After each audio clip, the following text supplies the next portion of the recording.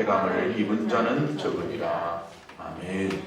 오늘 이 말씀으로 예수님의 성품 두 번째 시간 우선순위라고 하는 제목으로 하나님 말씀을 전하겠습니다. 예수님께서 이 땅에 오셔서 육신을 입고 살아가는 동안, 또 특별히 공생의 3년 반 동안의 이 삶은 오늘 우리 모든 사람들이 본받을 만한 아주 완벽한 삶이었다라고 말할 수가 있습니다. 그래서 우리가 예수님처럼 살 수만 있다면 우리 삶은 가장 최고로 행복하고 또 의미 있고 가치 있는 삶이 될 것입니다. 그런 의미에서 우리가 예수님의 성품을, 예수님의 살아가는 그 삶의 스타일을 우리가 조금이라도 배워가자, 또 내 모습 속에서 그렇게 나타났으면 좋겠다라고 하는 마음으로 예수님 성품에 대해서 몇 주간 계속해서 말씀을 나누려고 그럽니다. 지난주에도 말씀을 드렸듯이 설교 한 번 듣고 두 번 듣고 우리가 달라질 수만 있다라고 한다면 얼마나 좋겠습니까?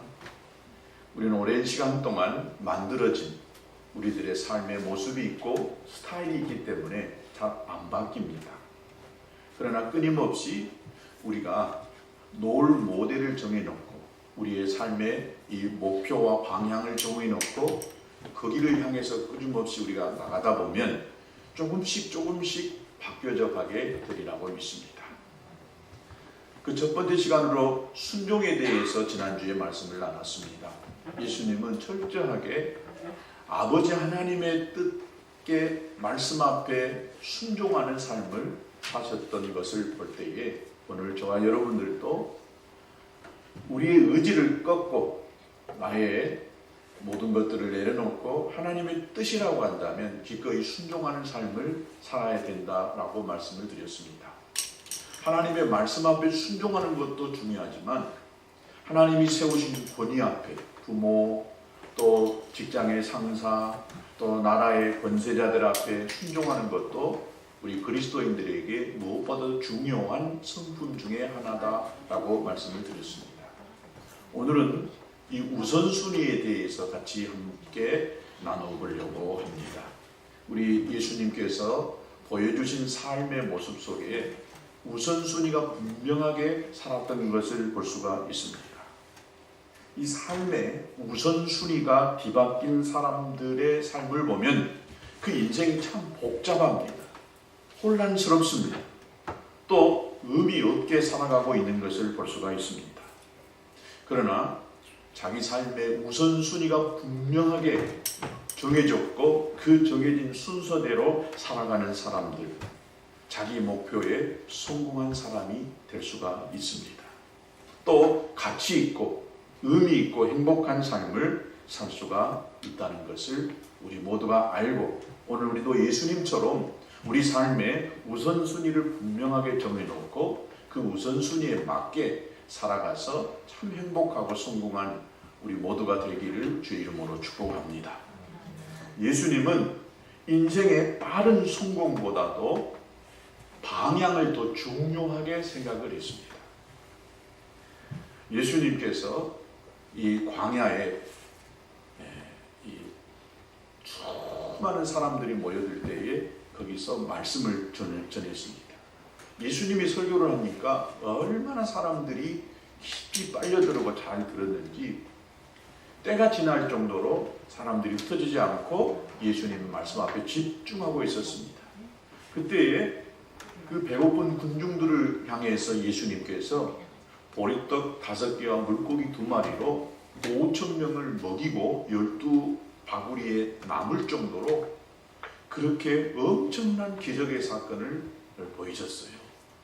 5,000명, 남자만 5,000명이었으니까 적어도 10,000명 이상이 그 벳세다 광야 속에 모여 있을 때에 아무것도 아닌 보리떡 5개와 물고기 2마리를 올려놓고 예수님이 축복하시고 나눠줄 때에 그 10,000명이 되는 사람들이 먹고도 남는 이런 놀라운 기적이 일어났습니다.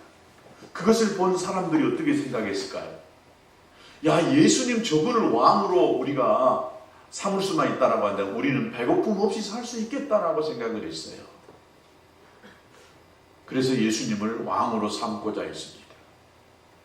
예수님이 대단한 능력자이시잖아요.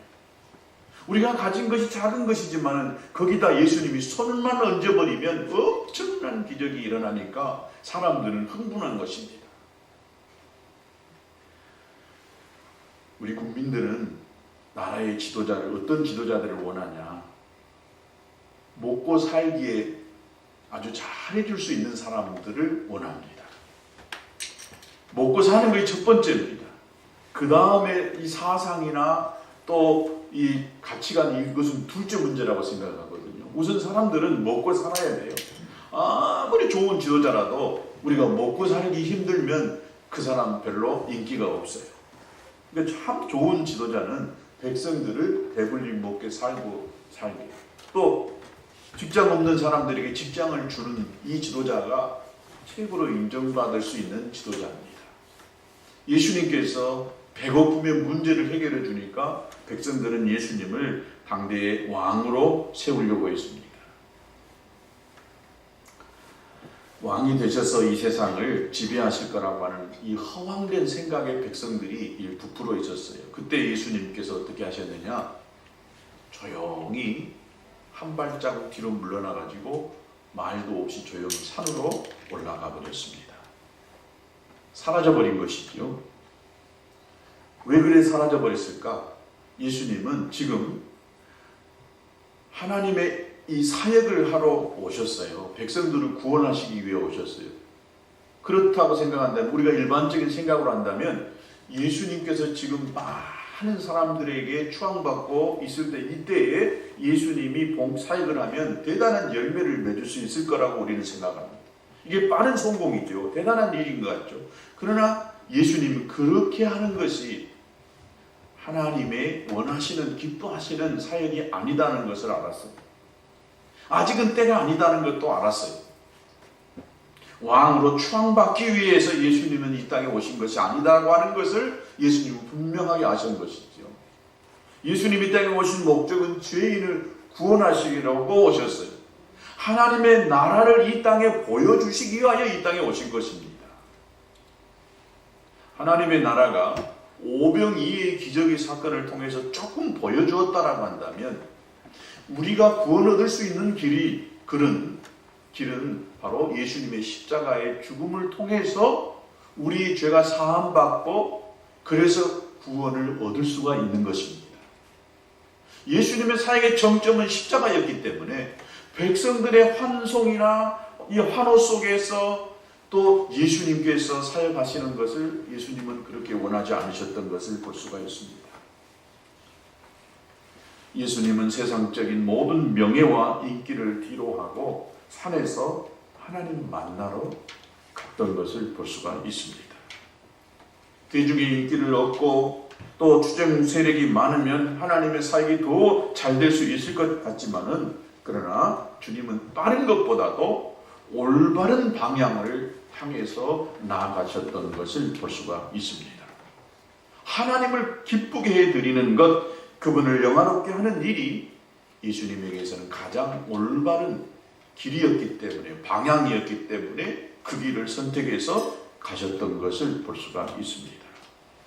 여러분, 인생에서 중요한 것은 남보다 더 성공한 것이 아닙니다.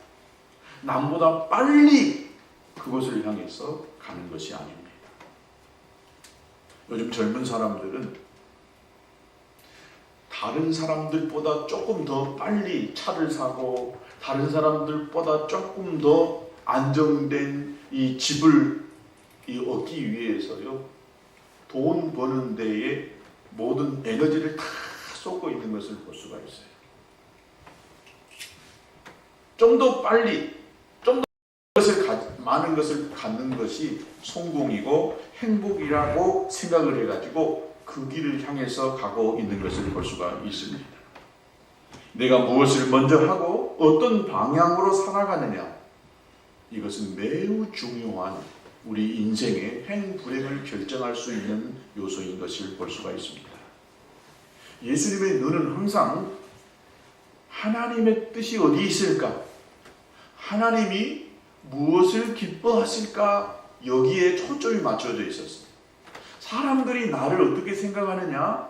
사람들의 이 인기와 환호를 예수님은 그렇게 중요시 여기지 않으셨고, 실제로 눈에 보이지 않지만 예수님을 이 땅에 보내신 성부 하나님, 이 하나님의 뜻이 어디 있느냐? 여기에 예수님은 집중하고 거기에다가 이 자기의 모든 것을 걸었던 것을 볼 수가 있습니다. 예수님은 중요한 일, 급한 일을 가장 먼저 하셨던 것을 볼 수가 있습니다. 사람들이 구름대처럼 몰려와서 병을 고쳐달라고, 기적을 베풀어 달라고 매달려도 예수님은 산으로 올라가셨어요. 그래서 거기서 뭘 하셨느냐? 조용히 하나님을 만나셨던 것을 볼 수가 있습니다. 예수님에게 있어서는 더 중요한 일이 뭐냐? 하나님이셨습니다. 하나님을 만나는 이것이야말로 너무 중요한 것이라고 생각했기 때문에 사람들의 환호 속에 파묻혀서 자기의 갈 길을 잃어버리고 망각하고 살지 않으셨던 것을 볼 수가 있습니다. 이 세상에서 우리는 제한된 시간 안에서, 제한된 공간 안에서 우리가 가지고 있는 제한된 능력을 가지고 살 수밖에 없습니다.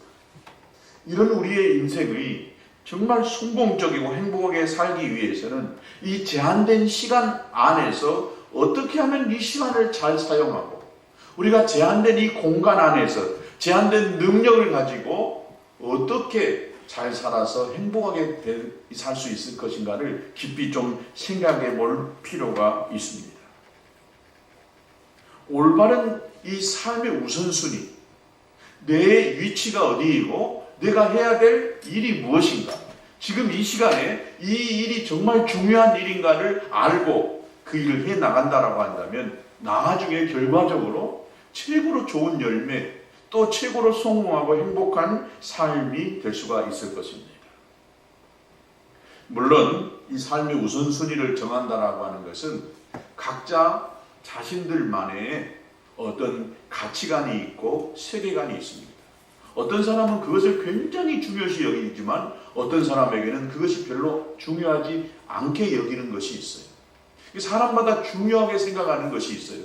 거기다가 자기의 가치를 두는 것이지요. 또 자기의 모든 것을 거는 것입니다.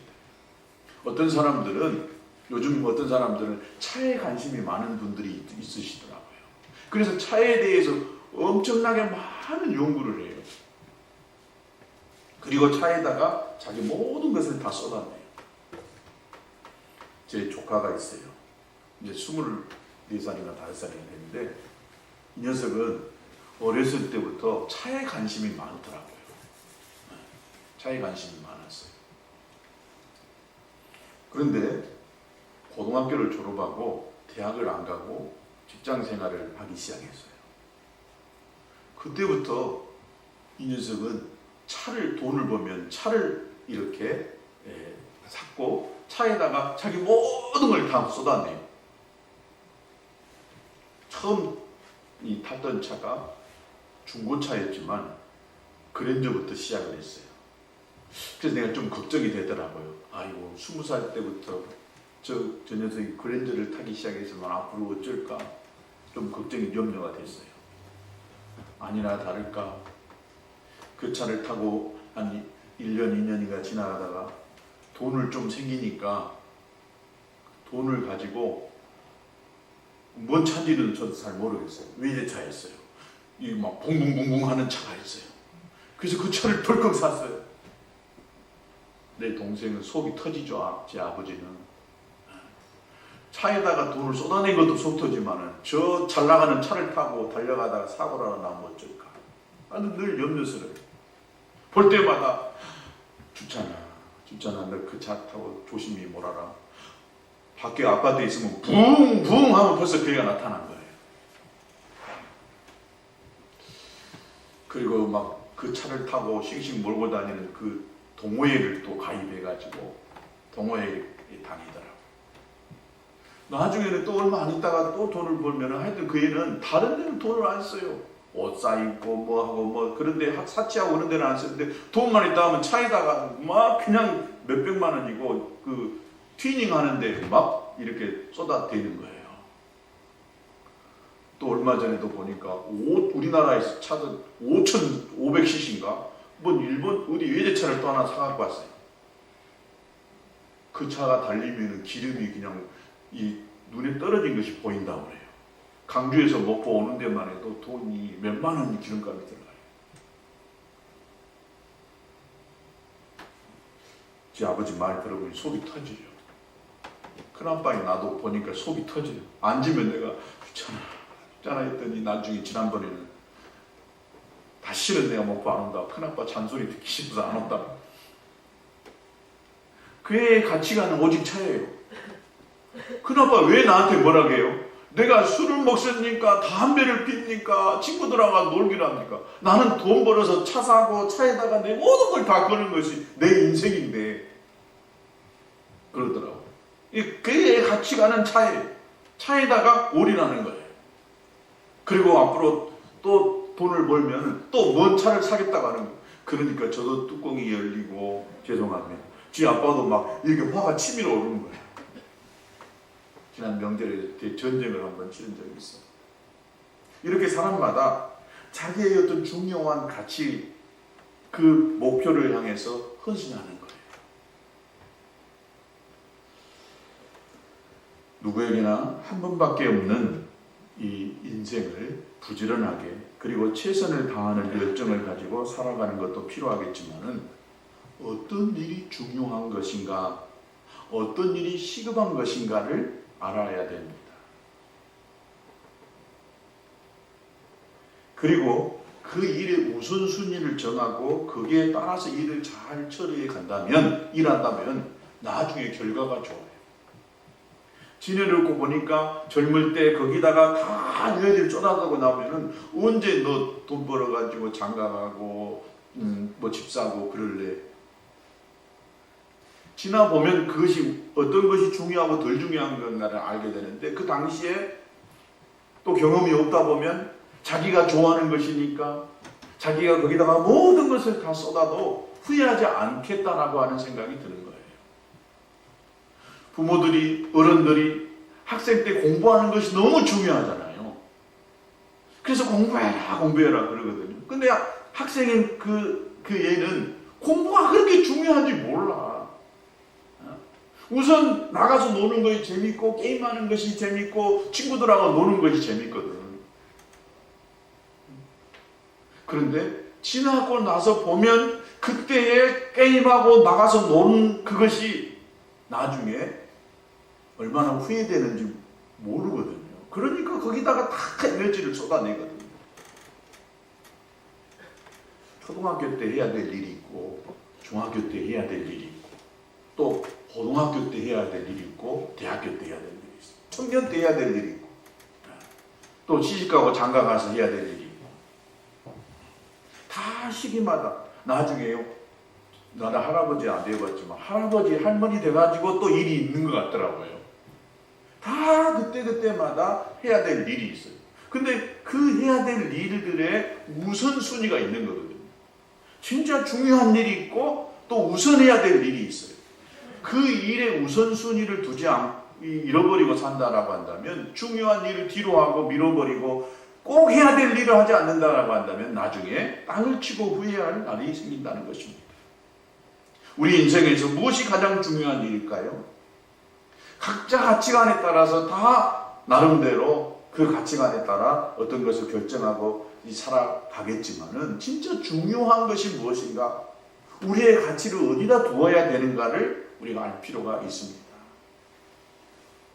소유의 많고 적음에 의해서 인생의 행복과 불행이 좌우되기보다는 이 세상에서 살아가는 동안에 내가 어떤 존재이냐, 어떤 사람이 되어져서 어떤 삶을 살아가느냐에 의해서 행복한 삶이 될 수도 있고 그렇지 않을 수도 있다는 것입니다. 만약 우리 인생이 이 세상에서만 살다가 끝난다라고 한다면 이 세상에 우리의 이 인생, 짧은 인생을 위해서 멋지게 우리가 후회 없이 살아가야 된다라고 믿습니다.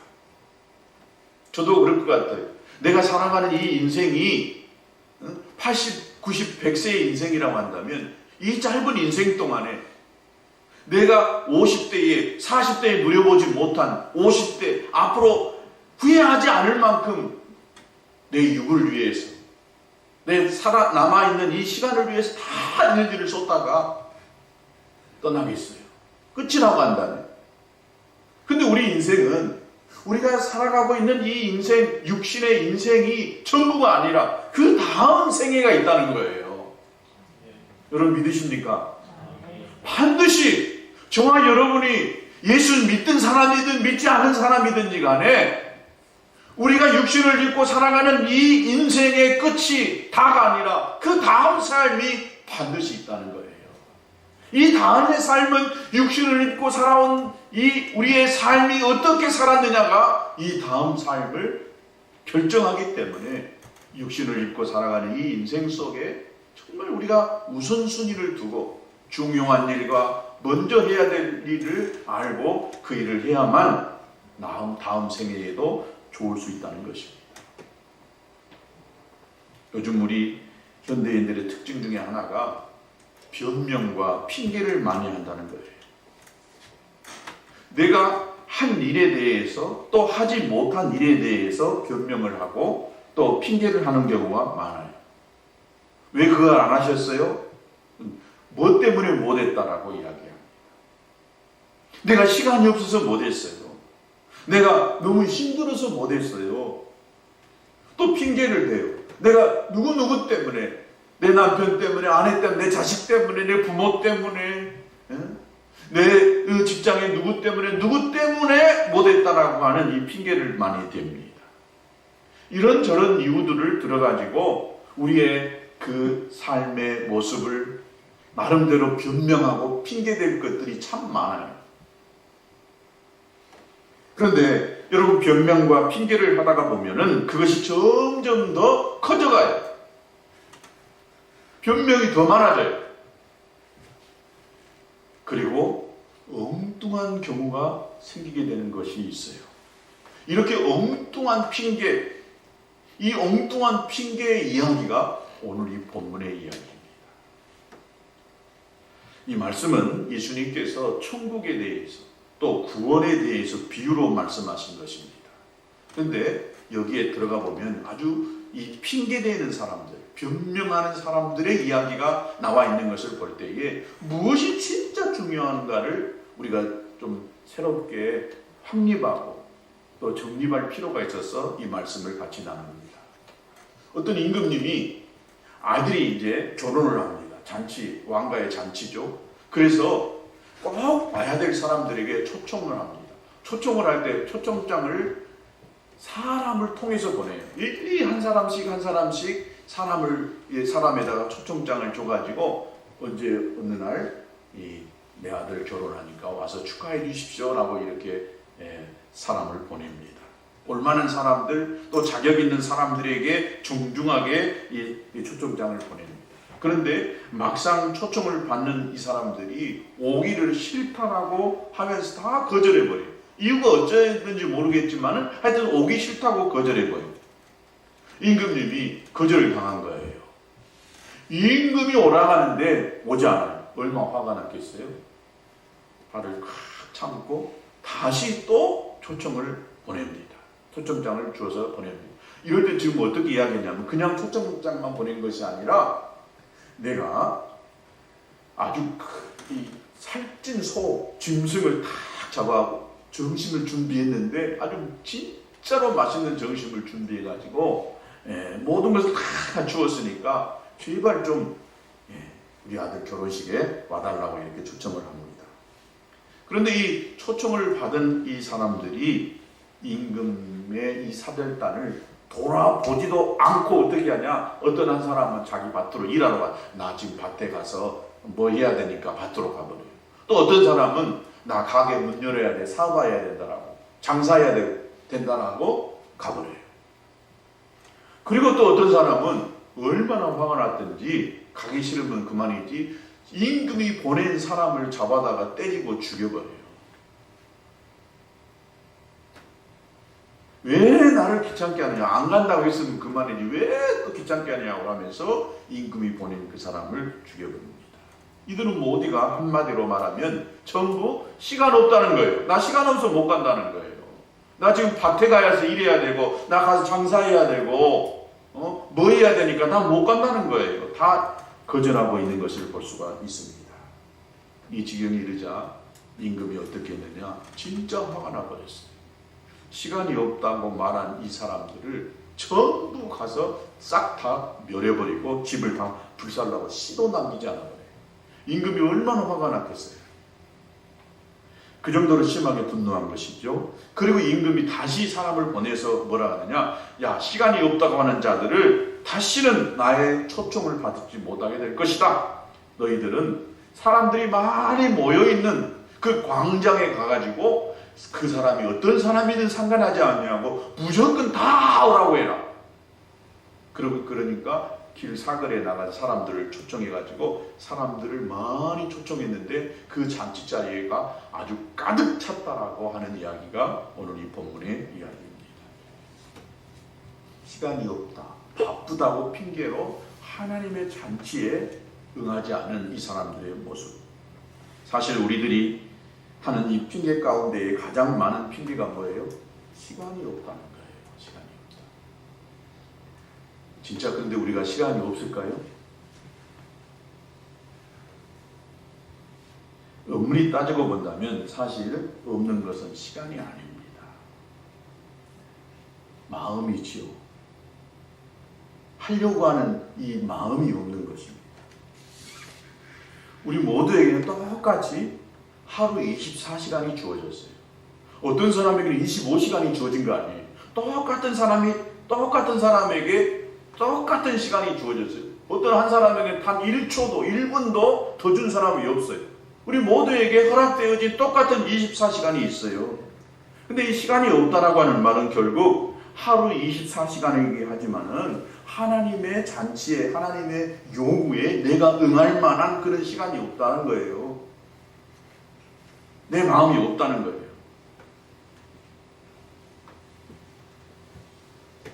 예수님의 이 비유에서 시간이 없다라고 하는 내용들을 자세히 분석해 보면은 우리 현대인들이 살아가는 실제로 너무 바빠요. 실은 늘 시간에 쫓기는 것이 사실입니다. 그렇기 때문에 여기에서 문제가 되는 것이 바로 우선순위의 문제라고 이렇게 볼 수가 있습니다. 이것이냐 저것이냐 분명하게 또한 바르게 선택하며 살아야 한다는 것이 가장 중요한 관건이라고 하는 것입니다. 무엇이 더 중요하냐 이 말이죠. 어떤 것이 더 급하냐 이 말이죠. 무엇이 더 가치 있는 일이냐 이것이죠. 어느 쪽이 하나님이 요구하는 것이냐라고 하는 것을 안다라고 한다면 가장 급한 것부터 해야 되겠지요. 또 가장 중요한 일을 해야 되겠지요. 또 가장 가치 있고 의미 있고 하나님이 원하시는 것을 해야만이 후회 없는 삶을 살게 될 줄로 믿습니다. 우리 모두에게는 각자에게 주어진 그 일이 있어요. 일이. 또 각자에게 주어진 역할들이 있습니다. 저도 지난주에 한 주간은 뭘 했는가 잘 모르겠는데 우리 집사람이 최근에 이제 직장을 나가고 돌아오다 보면 요거 나 오늘 지금까지 뭐 했지? 뭘 이렇게 바쁘게 지냈지? 라고 하는 때가 이번 주에 전라도부터 많이 했어요. 새벽 4시 반부터 일어나가지고 엉덩이 한번 제대로 붙이지 못하고 했는데 뭐 했는지 모르겠는데 하여튼 시간이 막 그렇게 갔어요. 그래서 내가 곰곰이 생각해볼 때 진짜 내가 중요한 일을 했을까? 진짜 내가 꼭 해야 될 일을 했을까? 라고 해본다면 그런 것이 아닌 경우가 많아요. 필요 없는 일을 한 경우도 있고 또 정말 중요하지 않는 일에 내 시간과 에너지를 쏟아내는 경우도 있더라고요. 저는 아침에 새벽에 일어나서 이 새벽 제단을 지키는 것을 아주 중요한 사명으로 생각합니다. 그러다 보니까 하나님이 저에게 건강도 주신 것 같더라고요. 건강하지 못하면 새벽에 일어나기가 힘들어요. 근데 하여튼 누가 오든 안 하든 저는 이 새벽에 이 제단을 지키는 것을 중요한 사명으로 생각하고, 또 아침마다 하나님이 주신 말씀을 잘 묵상하고 제가 다 씹어서 소화시켜가지고 이 말씀을 이 사람들에게 흘려보내는 거예요.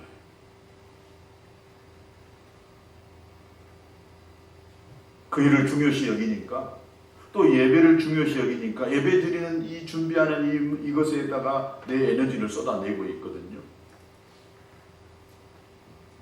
또 우리 성도들에게 있어서 각자 자기에게 주어지는 중요한 일이 있고 꼭 해야 될 일이 아마 있을 거예요. 근데 이 중요하고 해야 될 일들을 오늘 하지 않으면, 꼭 오늘 해야 될 일을 하지 않으면 안 되는 그런 일들이 있을 거예요. 그러면 어떻게든지 그 오늘 꼭 해야 되거든요. 근데 하루 안 하고 이틀 안 하고 또 3일 안 하고 한 달 안 하고 1년 안 하다 보면은 그 인생은 성공한 인생, 행복한 인생을 살 수가 없는 것입니다. 사도 바울은 우리 그리스도인들의 우선순위에 대한 원칙을 분명하게 말씀해 주고 있는데, 로마서 14장 7절과 8절에 이렇게 기록되어 있습니다. 우리 중에 누구든지 자기를 위하여 사는 자가 없고 자기를 위하여 죽는 자도 없도다.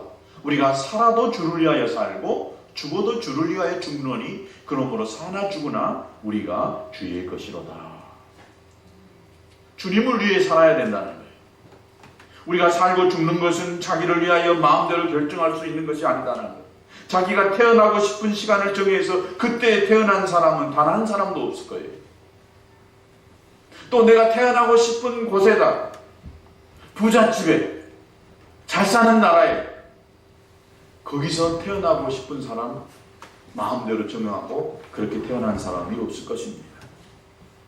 우리의 살고 죽는 것, 즉 이 시간은 하나님의 것이다 하는 것입니다. 내 인생 내가 사는 것 같지만 우리는 하나님이 내게 주신 시간 안에서 살 수밖에 없다고 하는 것입니다. 우리의 정해진 시간이 얼마인지는 그 누구도 모릅니다. 그러므로 우리가 주어진 시간을 사용함에 있어서 최우선순위로 두어야 될 것이 있다고 한다면 그것은 하나님의 요구에 응답하는 것입니다. 왕이 지금 잔치를 벌여놓고 사람들을 초청했어요. 그렇다고 한다면 지금 별 볼 일 없는 사람이 초청한 것이 아니라 왕이 초청을 했기 때문에 나가서 밥 일을 나중에 해도 되는 것입니다. 하루 가게 문 닫아도 되는 것입니다. 그런데 내 일이 바쁘다고 왕의 초청에 응하지 않는 거예요. 가기 싫다고 마음에 들지 않는다고 안 간다라고 한다면 그것은 왕을 불신하고 왕에 대한 배반의 행위가 되는 것이지. 우리에게 있어서 가장 우선순위에 두어야 될 시간이 바로 하나님의 요구에 있는 줄로 믿습니다. 우리가 근본적으로 시간 사용하는 것에 있어서 우선순위를 바꾸고 있는 것이 바로 이 시간을 내 것인 것처럼 내가 착각하고 내가 사용하고 있기 때문에 우선순위가 뒤바뀐다는 거 하는 것입니다. 우리가 안고 있는 또 살아가고 있는 이 많은 문제들, 과연 우리가 어떻게 해결하고 풀어갈 수가 있을까요? 가정에서의 문제, 또 직장에서의 문제, 자녀들과의 이 문제, 대인관계의 문제, 이 모든 문제를 안고 어떻게든 그것을 해결해 보려고 이렇게 바둥거리지만은 그러나 그 문제는 해결되지 아니하고 오히려 더 꼬이는 경우가 얼마나 많은지 모릅니다. 그럴 때마다 지금껏 해왔듯이 계속해서 그저 누구 때문이다, 내가 바빠서 힘들어서 못했다라고 이렇게 변명과 핑계만 대시겠습니까? 그렇다고 한다면 그 인생은 항상 그 정도 인생밖에 안 돼요. 변명할 수 있는 거리들을 내가 바꿔버려야 됩니다. 핑계 댈 수 있는 것들을 바꿔버려야 됩니다. 그리고 우선순위를 두고 하나님이 기뻐하실 수 있는 그 시간에다가 내가 모든 것들을 걸고 우선해서 한다라고 한다면 하나님이 내 문제를 해결해 주시는 줄로 믿습니다. 저는 지금까지 내가 하나님 안에서 살아온 이 삶도 하나님의 정말 세미한 하나님의 철저한 계획 속에서 인도에 오셨다라고, 인도에 왔다라고, 인도함 받았다고 생각합니다. 그런데 최근에 더 하나님의 어떤 인도하심을 많이 느끼는 것 같아요.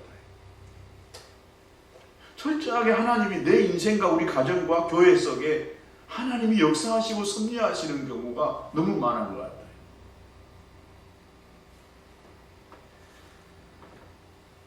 내가 문제를 풀어가려고 하고 해결하려다 보면은 그 문제는 항상 꼬여 힘들어질 수밖에 없어요. 작은 것 하나 제가 이야기할게요. 정말 더 많이 제가 최근에 많이 느끼는데, 우리 가정에 여러 가지 필요들을 하나님이 채워가시는데 참 감사해요.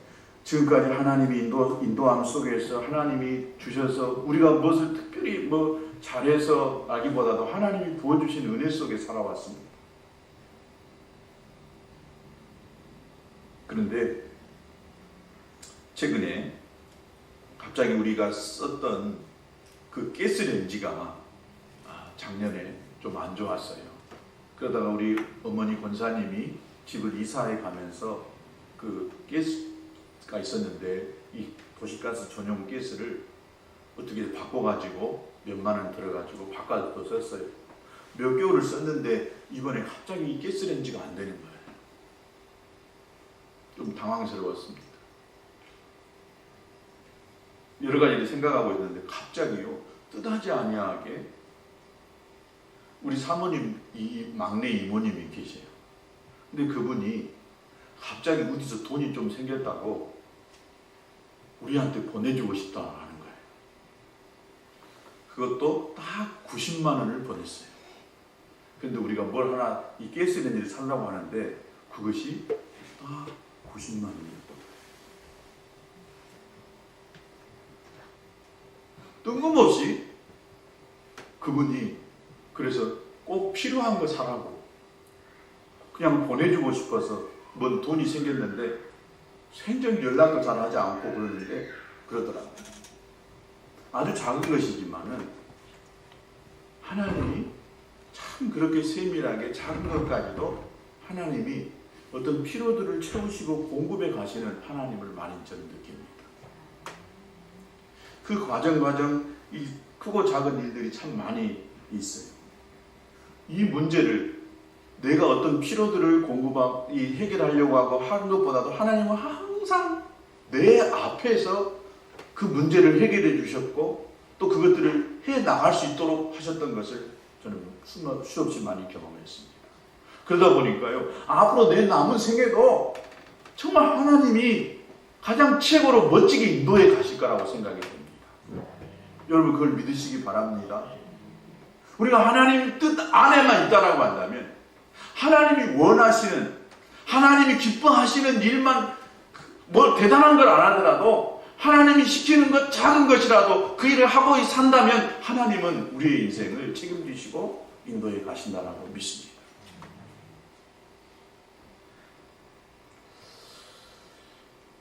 정신병원에서 이 환자를 퇴원시켜 집으로 보내려고 할 때에 그 환자가 정말 정신병이 나았는가를 확인할 수 있는 방법이 있다는 것입니다.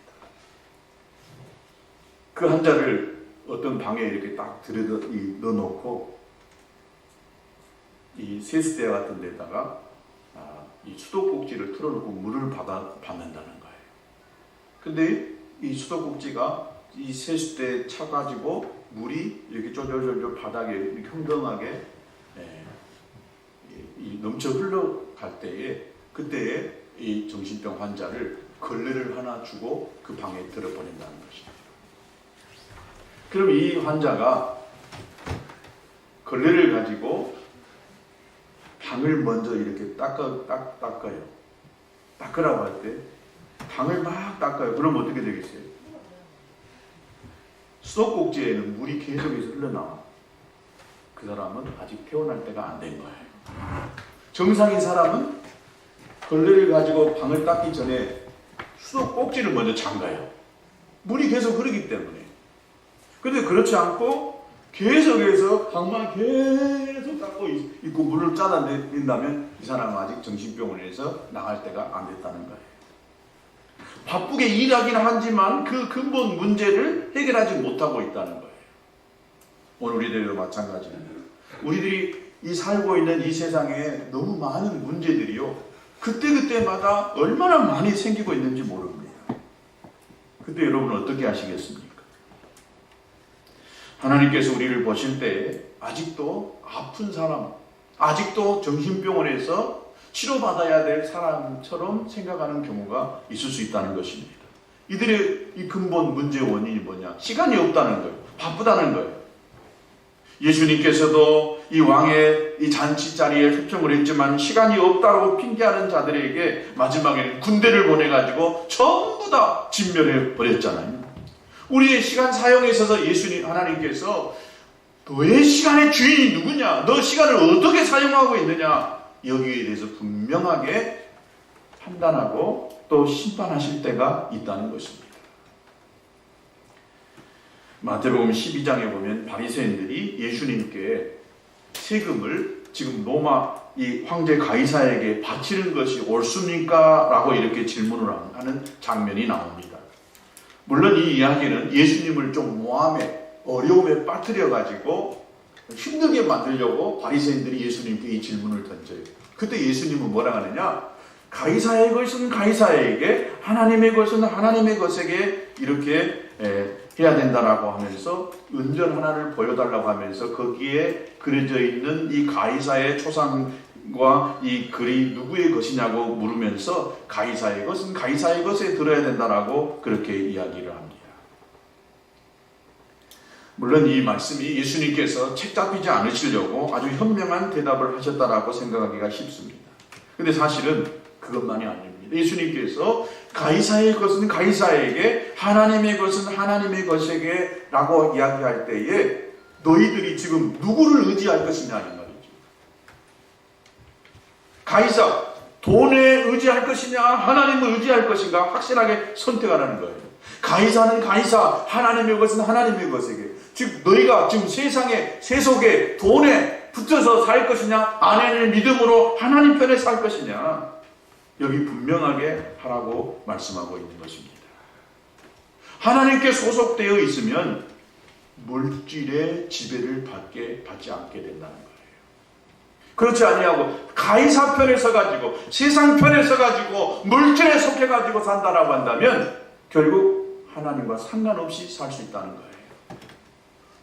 그래서 예수님께서 마태복음 6장 31절과 33절에 유명한 말씀을 했습니다.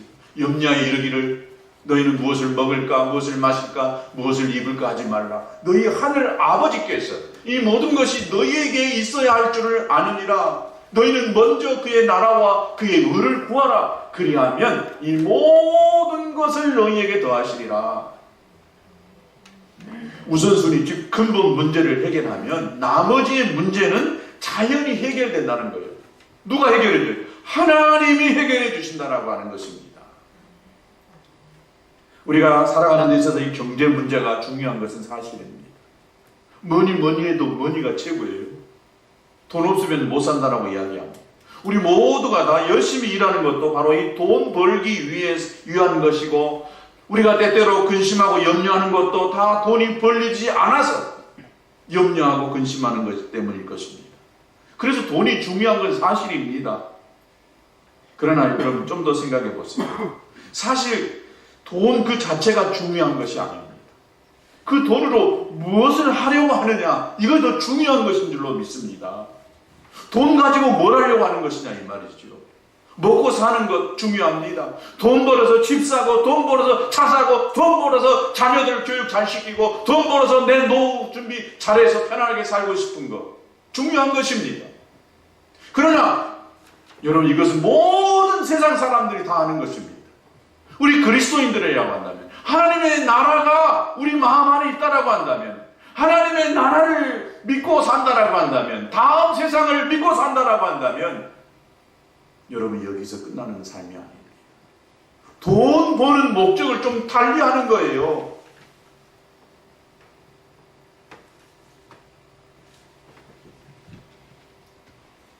돈이 만능인 것 같아도 돈으로 살 수 없는 것들이 너무 많이 있어요.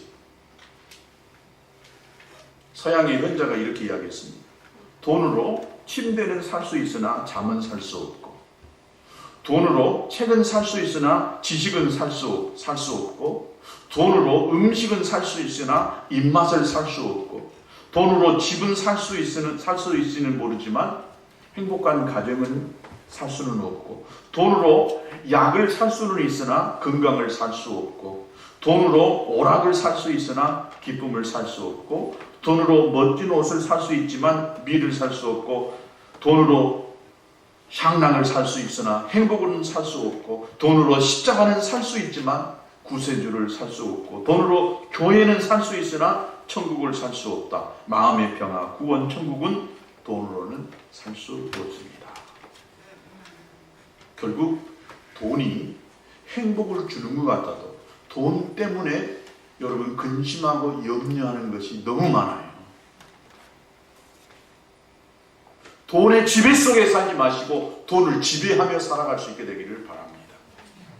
마태복음 6장 33절에 너희는 먼저 그의 나라와 의를 구하라. 그리하면 이 모든 것을 너희에게 더하시리라. 이 말씀이 여러분의 심령에 꽂힐 수 있게 되기를 주의 이름으로 축복합니다. 이 말씀대로만 살면 내 힘으로 사는 것 같아도 하나님의 보호 속에 하나님이 더해 주시는 은혜가 있을 줄로 믿습니다.